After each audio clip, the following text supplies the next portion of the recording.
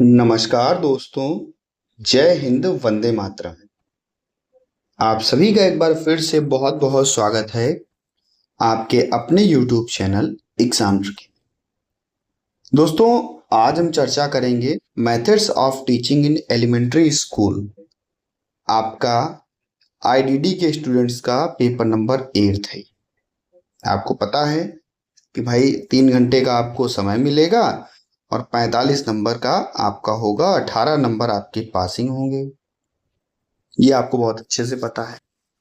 तो चलिए भैया, मॉडल पेपर को हम लोग कर लेते हैं और उसके बाद जो भी और कुछ क्वेश्चंस होंगे उनको भी आपको करवा दिया जाएगा।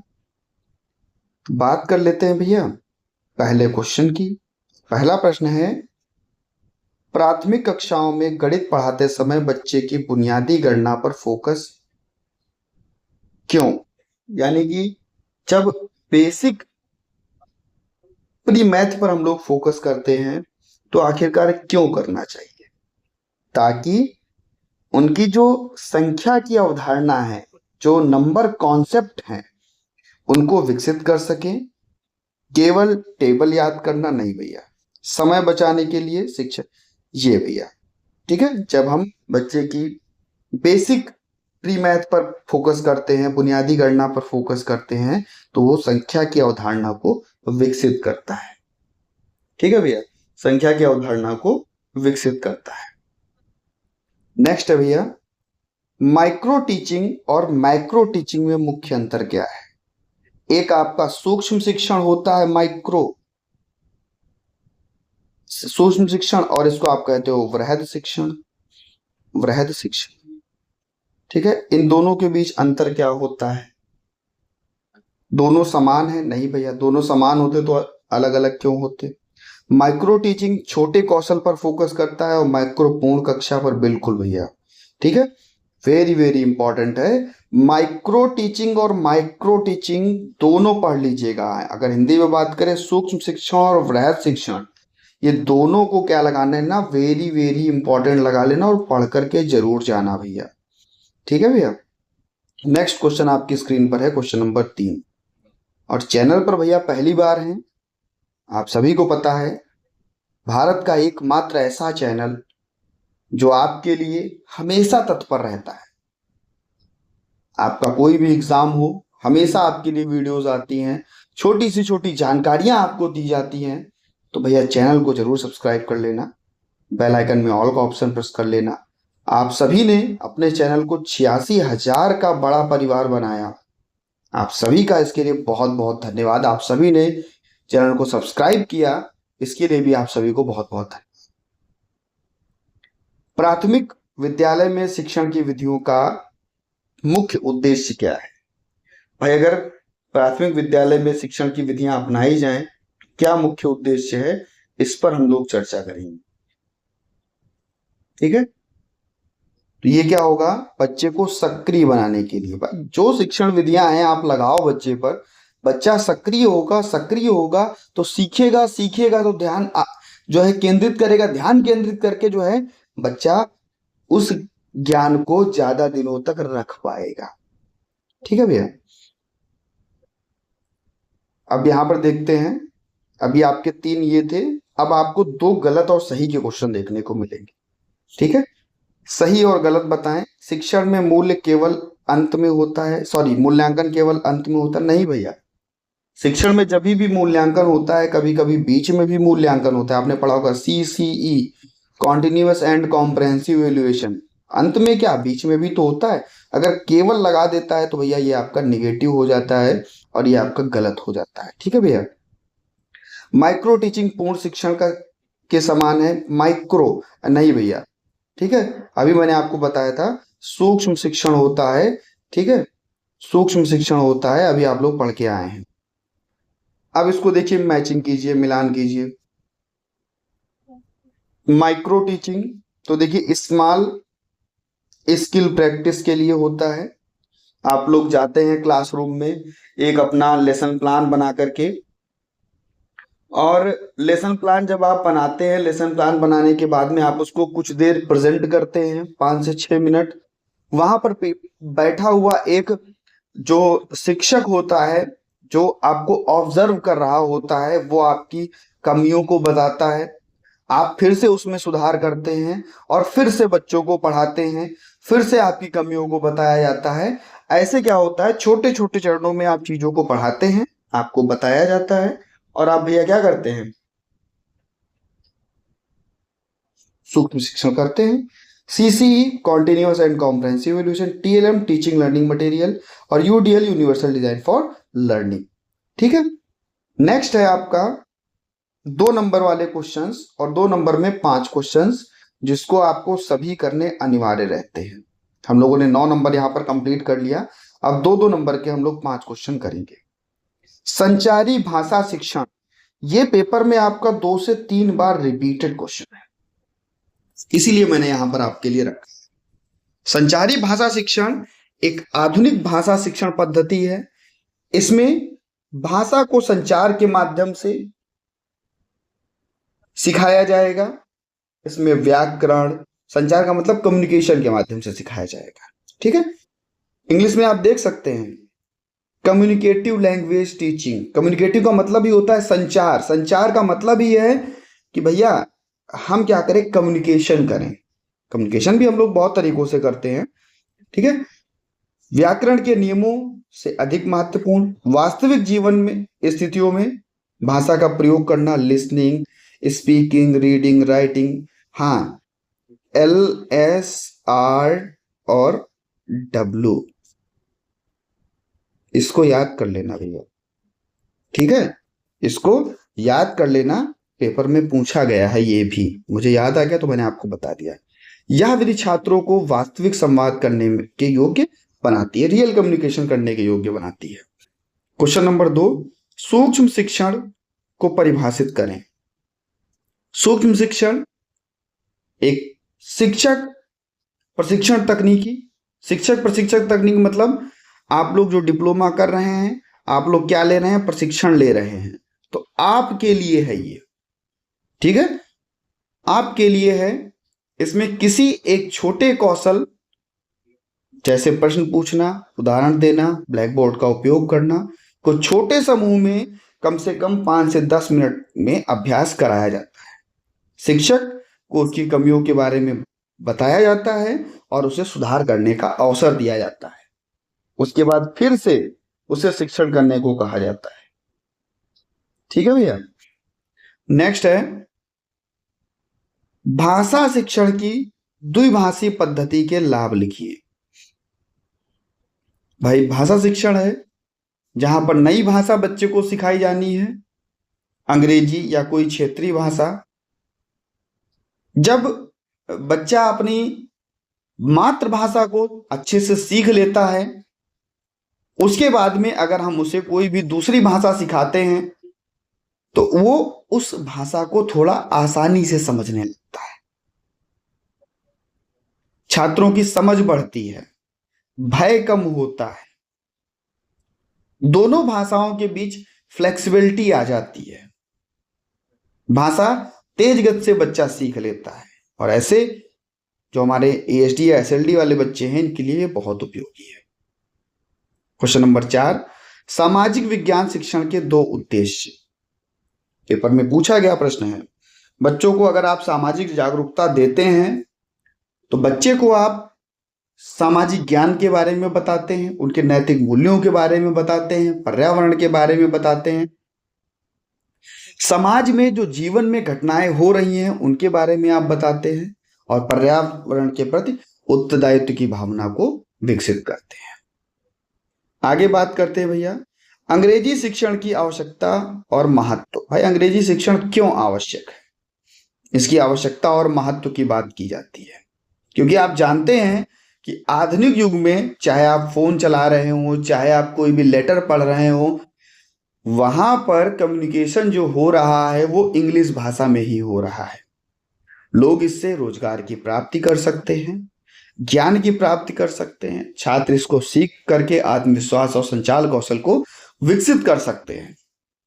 इससे गणित, विज्ञान ये भी समझने में आवश्यकता हो जाएगी, आवश्यक मदद मिलेगी और समावेशी कक्षाओं में UDL के साथ आसानी से इसको अनुकूलित किया जा सकेगा। तो ये आपके 2-2 नंबर के 5 प्रश्न थे।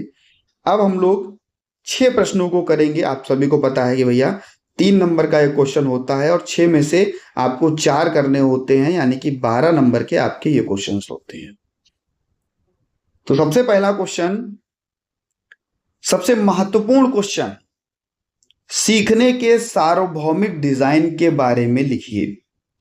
Universal design for learning, UDL की बात हो रही है। इसको पढ़ने से पहले एक आप सभी के लिए जरूरी सूचना, यदि आपके अपने एग्जाम को आपको बहुत अच्छा करना है, आप सभी के लिए, जितने भी हमारे आईडीडी वाले स्टूडेंट्स हैं, प्रीवियस 2 से 3 साल के महत्वपूर्ण क्वेश्चनों की सीरीज यहां पर आपके लिए बनाई गई है। जितने भी क्वेश्चंस हैं बहुत इंपॉर्टेंट हैं। सभी के सभी 7 सब्जेक्ट आपको मिल रहे हैं केवल और केवल 299 में। जिसको भी लेना है व्हाट्सएप पर मैसेज करके बता करके फीस पेमेंट करके ले सकता है। फीस पेमेंट के लिए क्यूआर वगैरह आपको व्हाट्सएप पे ही दे दिया जाएगा। तो भैया बात करते हैं सीखने का सार्वभौमिक डिजाइन। यह एक आधुनिक शैक्षणिक ढांचा जो सभी विद्यार्थियों के लिए उनकी विविध आवश्यकताओं और जरूरतों को ध्यान में रख करके तैयार किया जाता है। एक ऐसा डिजाइन बनाया जाता है, एक ऐसी लर्निंग डिजाइन बनाई जाती है जो सबके लिए होती है, सभी अपनी आवश्यकता की पूर्ति कर सकते हैं। इसमें प्रतिनिधित्व का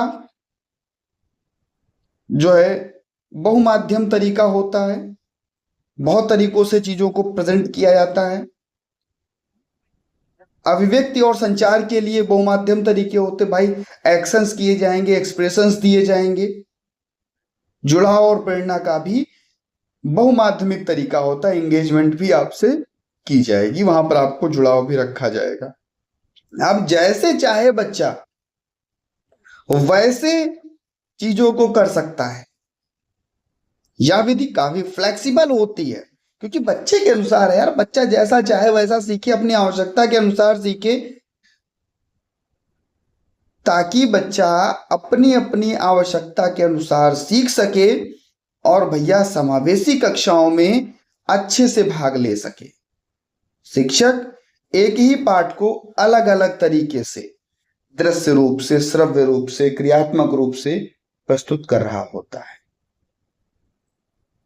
ठीक है भैया। यह केवल ज्ञान प्राप्त करने नहीं बल्कि बच्चे के आत्मविश्वास को बढ़ाना, बल्कि बच्चे की बाधाओं को कम करना, सभी के लिए समान अवसर प्रदान करना, ऐसी चीजें आपको देखने को मिलती है भैया। टीएलएम के उचित उपयोग के बारे में संक्षेप में बताएं। टीचिंग लर्निंग मटेरियल,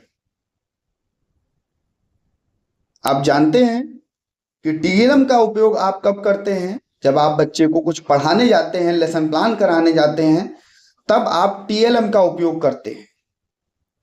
ये शिक्षा को और प्रभावी बनाता है और रोचक बनाता है और स्थायी बनाता है, जिससे सही समय पर सही उद्देश्यों के साथ में बच्चे के उम्र के अनुसार स्तर को बढ़ाया जा सके।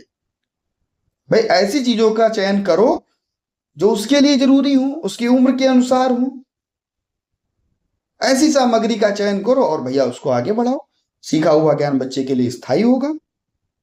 टीएलएम का उपयोग करते समय यह ध्यान रखना चाहिए कि जो अमूर्त अवधारणाएं हैं उनको आप ठोस रूप दे रहे हैं, यानी कि जो अवास्तविक चीजें हैं उनको आप वास्तविक रूप दे रहे हैं टीएलएम के माध्यम से, जो बच्चों की सक्रिय भागीदारी बढ़ाने, सीखने को आनंदपूर्वक बनाने, ऐसी जगहों पर आप लोग बेहतर रूप से टीएलएम का उपयोग करवा सकते हैं, जहां पर बच्चा सीखेगा, रुचि बढ़ेगी, काम होगा। फ्लैश कार्ड, चार्ट, मॉडल, किसी भी माध्यम से आप बच्चे को बहुत अच्छा पढ़ा सकते हैं। इससे टीएलएम में आप कह सकते हैं कि काफी चीजें आप सुधार भी कर सकते हैं। बच्चे के लिए ऐसी चीजें ना उपयोग कीजिएगा जो बच्चे के लिए हानिकारक हो। ठीक है भैया। नेक्स्ट भैया हम बात करते हैं टीएलएम के उपयोग से समय को भी बचाया जा सकता है, बिल्कुल ठीक है। बच्चे की जिज्ञासा भी बढ़ती है। भैया देखो कितना आकर्षक चीजें हैं, ठीक है, आसानी से बच्चा समझ जाता है, स्मरण शक्ति बच्चे की बढ़ जाती है, ठीक है। तो ये सारी चीजें आपको देखने को मिलती हैं टीएलएम। दैनिक जीवन में गणित शिक्षण की भूमिका और महत्व को परिभाषित।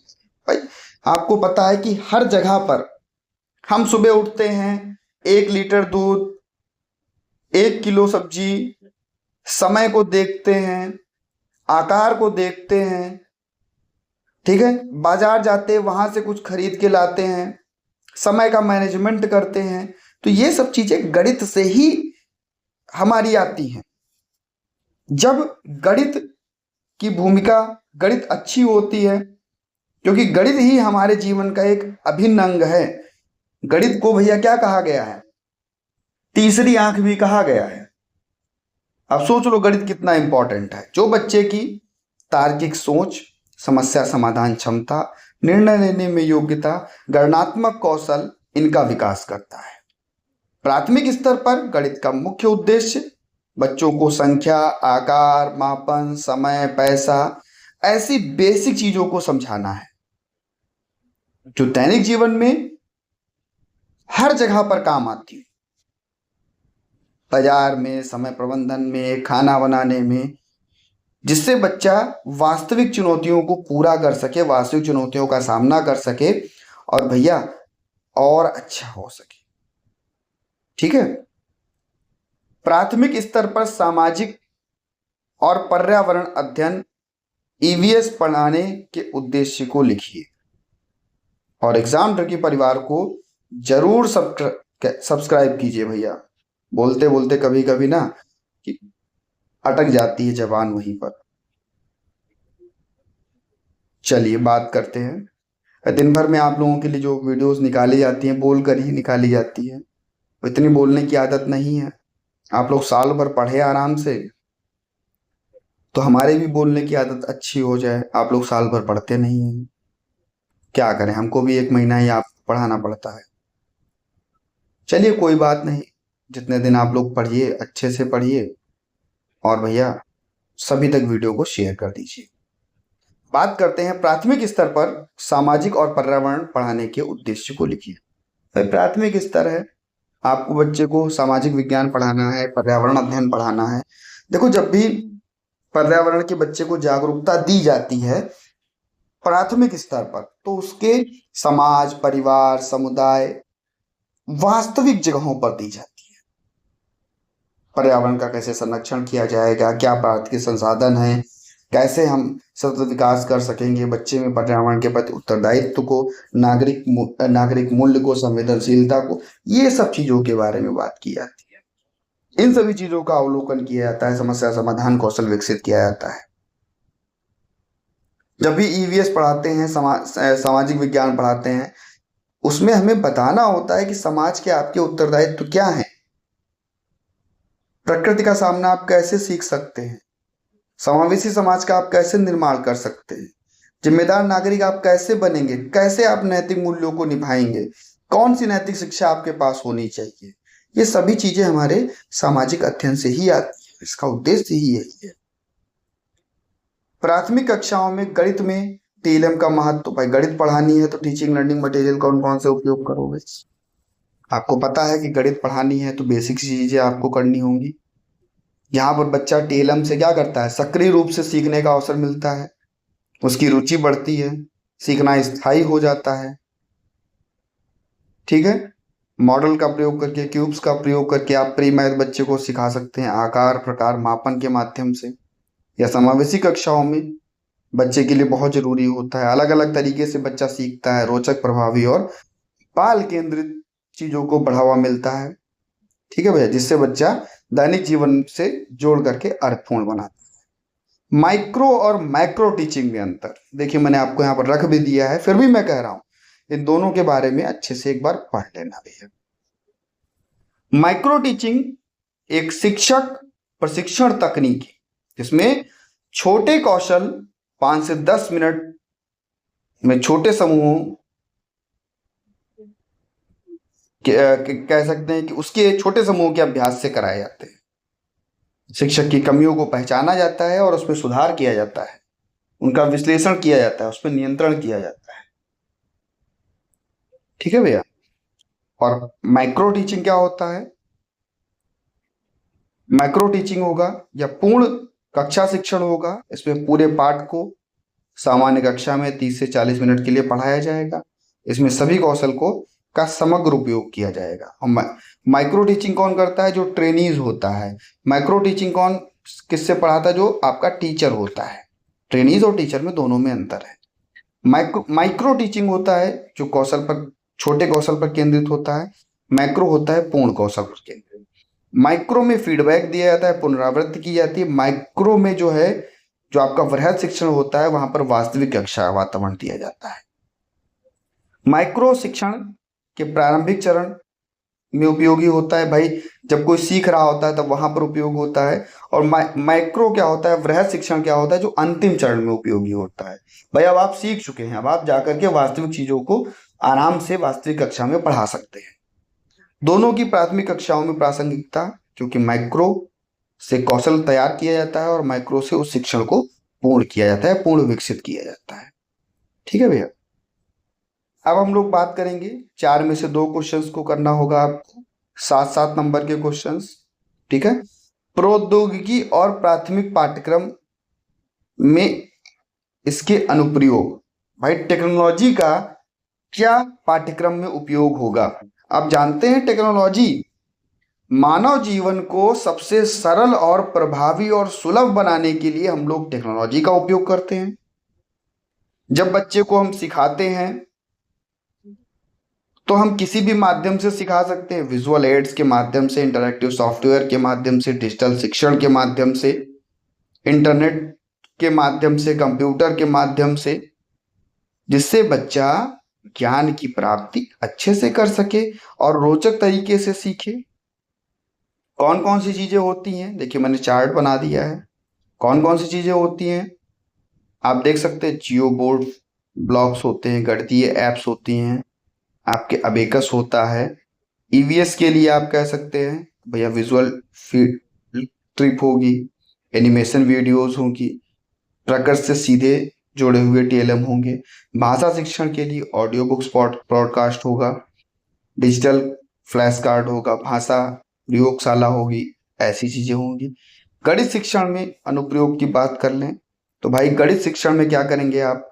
अबेकस का प्रयोग कर सकते हैं, ज्यामितीय आकृतियों को समझाने के लिए जियो बोर्ड का उपयोग कर सकते हैं, स्थानीय मान और डाइस का उपयोग कर सकते हैं, आप लोग डाइस ब्लॉक्स का उपयोग कर सकते हैं। इन सब चीजों के माध्यम से आप लोग बच्चे को 3D माध्यम से आप सिखा सकते हैं, डिजिटल स्क्रीनिंग के माध्यम से आप सिखा सकते हैं। ठीक है। इन सब चीजों के माध्यम से आप चीजों को विकसित कर सकते हैं भैया। पर्यावरण अध्ययन शिक्षण में इसका उपयोग क्या होगा? पत्तियां, पत्थर, बीज, इसके सभी के नमूने आप वास्तविक टीएलएम के रूप में ला सकते हैं। वर्चुअल फील्ड में आप जा सकते हैं, किसी राष्ट्रीय उद्यान में हुआ, अंतरिक्ष का कोई भी ज्ञान हुआ, समुद्र की गहराई हुई, ये वर्चुअल फील्ड्स होती हैं। उसमें आप जो दोस्तों वास्तविक रूप से नहीं होता, लेकिन फिर भी आप कहीं पर इसको अच्छे से देख सकते हैं। ठीक है भैया। उसके बाद भाषा शिक्षण में सुनना, बोलना, पढ़ना, लिखना, LSRW वेरी वेरी इंपॉर्टेंट। भाषा शिक्षण के चारों ये सबसे बेहतर तरीके। सबसे पहले बच्चा क्या करता है? सुनता है, फिर बोलता है, फिर पढ़ता है, फिर लिखता है। ठीक है। यही भाषा सीखने का सबसे सही चरण होता है। ठीक है।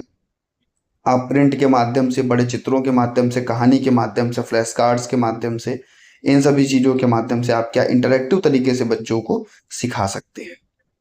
समावेशी कक्षाओं में अंग्रेजी भाषा शिक्षण अनुकूल और यूडीएल का उपयोग। भाई समावेशी कक्षाएं हमें बनानी है, आपको अंग्रेजी भाषा शिक्षण देना है। ठीक है। तो हम यहाँ पर सीधे बात कर लेते हैं। अगर बच्चा ऑटिज्म होगा, ऑटिज्म बच्चे के लिए आप क्या करोगे? विजुअल शेड्यूल्स आप बच्चे के लिए दोगे, गतिविधि को चित्रों के माध्यम से क्रमबद्ध तरीके से आप दर्शाओगे। ठीक है। स्पष्ट निर्देशन दोगे, अमूर्त मुहावरों के रूप में रूप को के बजाय आप सीधे अंग्रेजी वाक्यों का प्रयोग करना सीख सकते हो। ठीक है। आप पिक्चर एक्सचेंज कम्युनिकेशन सिस्टम उपयोग कर सकते हो। PECS जो लिखा हुआ है, पिक्चर एक्सचेंज कम्युनिकेशन सिस्टम होता है ये। ठीक है। यहाँ पर गैर मौखिक जो बच्चे हैं उनसे आप इन चीज़ों को व्यक्त कर सकते हो फ्लैश कार्ड्स के माध्यम से। एसएलडी बच्चे होंगे तो आप बच्चों के लिए मल्टी सेंसरी अप्रोच उपयोग करोगे। बच्चे को जो है आपको पता है विजुअल, ऑडिटरी, कैनेस्थेटिक, टैक्टाइल, इन सभी चीज़ों के माध्यम से अक्षर बनवा करके किसी फोनिक्स के माध्यम से आप इन सब का उपयोग कर सकते हो। ठीक है। सहायक तकनीकों के माध्यम से टेक्स्ट टू स्पीच या स्पीच टू टेक्स्ट हुआ, ऐसे माध्यमों से आप बच्चे को सिखा सकते हो। ठीक है। बौद्धिक दिव्यांगता वाले बच्चों के लिए आप कभी भी कोई भी कौशल सिखाएं तो भैया किसी भी कौशल को छोटे छोटे टुकड़ों में बांट लें, पैराग्राफ में तोड़ लें, सरल रूप से क्रमबद्ध तरीके से आप उसको बना लें। टास्क एनालिसिस का मतलब ही होता है किसी भी कार्य कौशल को छोटे छोटे टुकड़ों में बांटना और उसे क्रमबद्ध तरीके से लगाना, टास्क एनालिसिस कहलाता है। कार्यात्मक अंग्रेजी, इसमें दैनिक जीवन से जुड़े हुए हेल्प, वाटर, आपका वॉश, टॉयलेट, इनसे संबंधित आप चीज़ों को सिखा सकते हैं। अंग्रेजी आप जब बच्चे को पढ़ाएंगे, अंग्रेजी सिखाने के लिए सार्वभौमिक डिजाइन। ठीक है। तो यहाँ पर 3 स्तंभ मैंने लिखे, प्रस्तुति के विविध माध्यम, वही आपके यूडीएल के 3 स्तंभ ही होते हैं, अभिव्यक्त करने के लिए विविध माध्यम और जुड़ाव करने के लिए। पसंद वाली चीज़ों को बच्चे को जुड़ाओगे, समूह में काम कराओगे, बच्चा जुड़ेगा, खेलेगा, कूदेगा और सीखेगा। लिखना, बोलना, नाटक करना, अभिव्यक्त करने की बात होती है, चित्र बनाना। ठीक है। उसके बाद में प्रस्तुत करना, पाठ पढ़ाना, ऑडियो के माध्यम से, चित्र के माध्यम से, वीडियो के माध्यम से आप इनसे बच्चों को सिखा सकते हो। ठीक है। इनसे जब आप बच्चों को सिखाओगे, यही चीज़ें नीचे भी मैंने लिख रखी है, इनसे जब आप बच्चों को सिखाओगे तो भैया बहुत अच्छे से सीख सकते हैं बच्चे। ठीक है। सामाजिक और पर्यावरण अध्ययन पढ़ाने के दृष्टिकोण और तरीके। भाई सामाजिक विज्ञान और पर्यावरण अध्ययन पढ़ाओगे उसके लिए क्या कौन कौन से तरीके अपनाओगे, इस पर बात कर लेते हैं। तो देख लीजिए भैया, ईवीएस के शिक्षण के प्रमुख दृष्टिकोण। ईवीएस जब आपको पढ़ाना है, विज्ञान और सामाजिक विज्ञान पढ़ाना है, तो आप भैया एकीकृत दृष्टिकोण अपनाएं। क्रिएटिव चीजें बनाएं जिससे बच्चा स्वयं ज्ञान की प्राप्ति कर सके और आगे बढ़ सके। आप बच्चे को लर्निंग बाय डूइंग पर डाल दें, करके बच्चा सीखे, एक्टिविटी बेस्ड आप सिखाएं। ठीक है। एकीकृत दृष्टिकोण, एनसीएफ के अनुसार एनसीएफ कहता है कि जब भी आप बच्चे को पर्यावरण अध्ययन कराओ तो विज्ञान, सामाजिक विज्ञान, पर्यावरण शिक्षण अलग अलग ना पढ़ा करके एकीकृत विषय के रूप में पढ़ाओ। सभी चीजों को उसके परिवेश में जोड़ो और भैया उसके लिए थीम बनाओ। वाटर कैसे, वाष्पीकरण कैसे, ये सब चीजों के बारे में आप बताओ। बच्चे के लिए आप रचनावादी दृष्टिकोण अपनाओ। रचनावादी दृष्टिकोण अपनाओगे तो भैया बच्चा कितना भी निष्क्रिय होगा, बच्चा सक्रिय होकर के सीखेगा, अपने पूर्व ज्ञान, अनुभव, नए ज्ञान के माध्यम से सीख सकेगा। शिक्षक केवल एक सुविधादाता के रूप में भूमिका निभाएगा।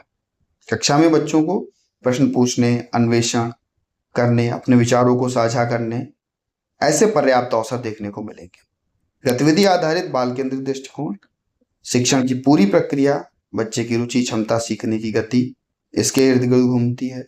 बच्चा करके सीखे, नाटक के माध्यम से, हस्त निर्माता के माध्यम से, जटिल अवधारणाओं को अगर बच्चा खुद करके सीख लेता है तो सबसे अच्छा है। ठीक है। ईवीएस के लिए तकनीकें, बच्चा अवलोकन और क्षेत्रीय भ्रमण के माध्यम से सीखे। भाई जब बच्चा छोटा होता है, अगर हम उसको चिड़ियाघर, वनस्पति उद्यान, तालाब के पास, डाकघर के पास, बैंक का भ्रमण कराते हैं तो बच्चा वास्तविक चीजों के माध्यम से सीखता है। ठीक है। कहानी और रोल प्ले के माध्यम से, ऐसी घटनाओं के माध्यम से आप सिखाओ, कहानियों के माध्यम से सिखाओ, रोल प्ले करके बच्चे को सिखाओ, सामाजिक बुराइयों के बारे में बताओ, तो वहां पर भी बच्चा बहुत अच्छे से कल्पनाशीलता के माध्यम से विकसित करता है चीजों को। आप बच्चे को प्रोजेक्ट वर्क दे सकते हो जहां पर बच्चा खुद करके सीखेगा। ठीक है। आप बच्चे से किसी भी चीजों पर चर्चा कर सकते हो। ठीक है। विचार विमर्श कर सकते हो, इससे भी बच्चा बहुत अच्छे से सीखेगा। क्रिटिकल थिंकिंग जो होगी वो उसकी मजबूत होगी। ठीक है। प्राथमिक स्तर पर अंग्रेजी पढ़ाने में प्रौद्योगिकी का उपयोग। भाई अंग्रेजी पढ़ाई जाएगी तो क्या प्रौद्योगिकी लगाई जाएगी। अंग्रेजी पढ़ानी है भैया, audio books, animation, voice recording, AI chat box का उपयोग कर सकते हैं। ठीक है। रीड लॉक ऐप का उपयोग कर सकते हैं, डिजिटल फ्लैश कार्ड्स का उपयोग कर सकते हैं। मैंने अभी आपको बताया इन सब चीजों के बारे में। श्रवण कौशल, ठीक है, आप इनका उपयोग कर सकते हैं। बच्चे को आप किसी भी चीज को सुना करके सिखा सकते हैं, राइम्स को आप सिखा सकते हैं, एनिमेटेड वीडियो के माध्यम से सिखा सकते हैं, स्पीकिंग स्किल्स के माध्यम से, क्योंकि आपको पता है LSRW में बार बार बोल रहा हूं, सबसे अच्छा भाषा सिखाने का तरीका यही है भैया, LSRW। ठीक है। उसके बाद में आप रीडिंग के माध्यम से और राइटिंग के माध्यम से, इन सब चीजों के माध्यम से आप लोग बहुत अच्छे से सिखा सकते हो। ठीक है भैया। तो कैसा लगा आपको वीडियो जरूर बताइएगा। चैनल पर पहली बार थे, सभी तक एक बार वीडियो को शेयर कर दीजिएगा और चैनल को सब्सक्राइब करने के बाद में बेल आइकन में ऑल का ऑप्शन प्रेस कर लीजिएगा। मिलता हूं भैया नेक्स्ट वीडियो में। कमेंट करके बताइएगा कि पेपर 7th आपने दिया था तो कैसा रहा आपका पेपर। धन्यवाद दोस्तों।